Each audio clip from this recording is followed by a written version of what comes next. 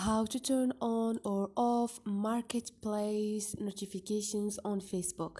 Hi guys, in this video I will show you how to turn on or off marketplace notifications on Facebook.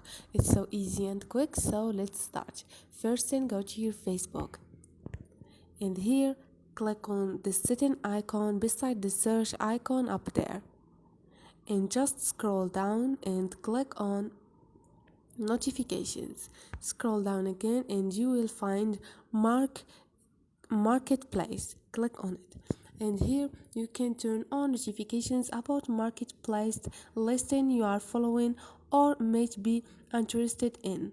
Just click on allow notifications on Facebook and turn off this option to turn all notifications on Facebook, or you can just turn on where you receive those notifications, for example emails or SMS.